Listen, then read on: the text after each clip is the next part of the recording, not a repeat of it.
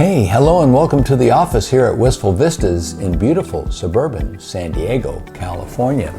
A little bit of a different presentation this afternoon. It is afternoon. Let me double check that. I want to be accurate. Yes, it is. It's 2:30 p.m. in November in Southern California. A little bit of a different presentation today because I had to come into the office where stuff happens because our water system was running out in the garage again, and it's loud and obtrusive. But we're doing we would have done an in-garage vlog anyway because it's another geeky type film sort of thing.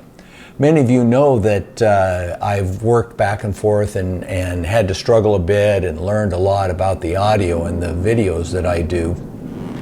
And of course, our Air Force flies over at a perfect time.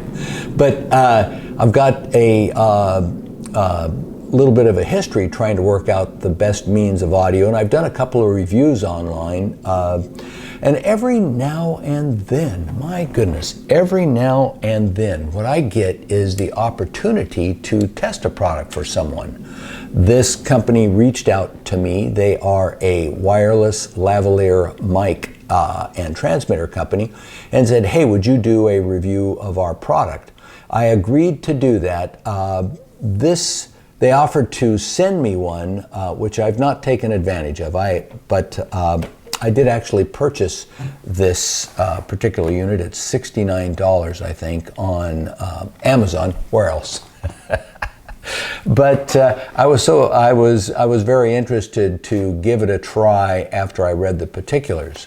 So we're going to do a quick unboxing here in the man cave, and then of course what I have to do is plug it in. So we'll do a full test on it. We'll do it in the same video clip, but we'll do a full test of it later on.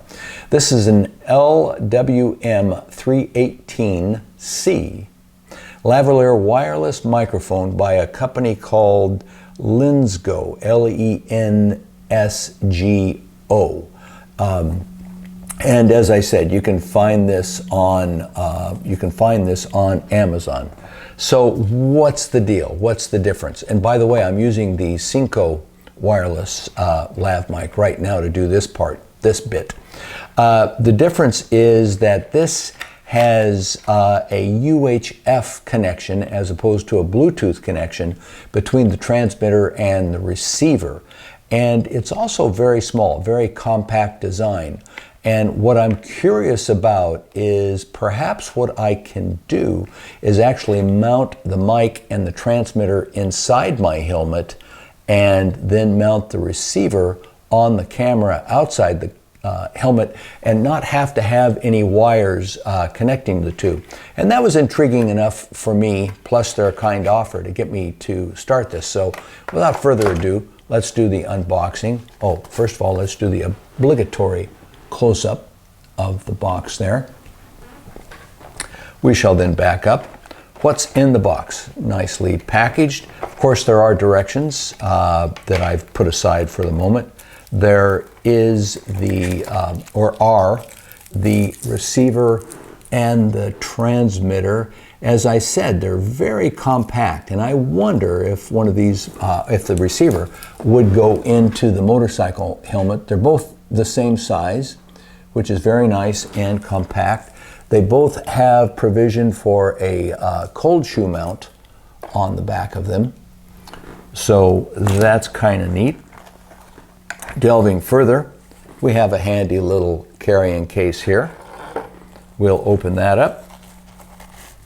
What is in the carrying case? Ooh, it's a bag of goodies. Ladies and gentlemen, there's lots of stuff. Okay, what we have in here is a TRRS, the triple TRRS connector. This you would use with a smartphone or a computer. Put that there. We've got a dead cat sound deadener that would go around the transmitter, I guess. So you can use it, I guess you can use this directly. Okay, carrying on with our unboxing, I've returned to my reading glasses. I hope you don't mind. we have the transmitter, as I pointed out, and what's nice about these is they have a little magnet built into the back. And for instance, this is a little sticky mount, so you can set that on there and then put it on something. This is the transmitter. This is the part that you would speak into. Comes with a dead cat ring that you stretch over it so you can speak directly into the transmitter. That's kind of cool.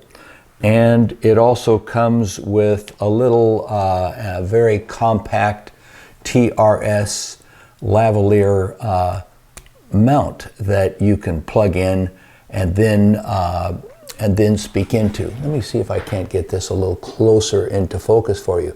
I like the compact size of these a lot.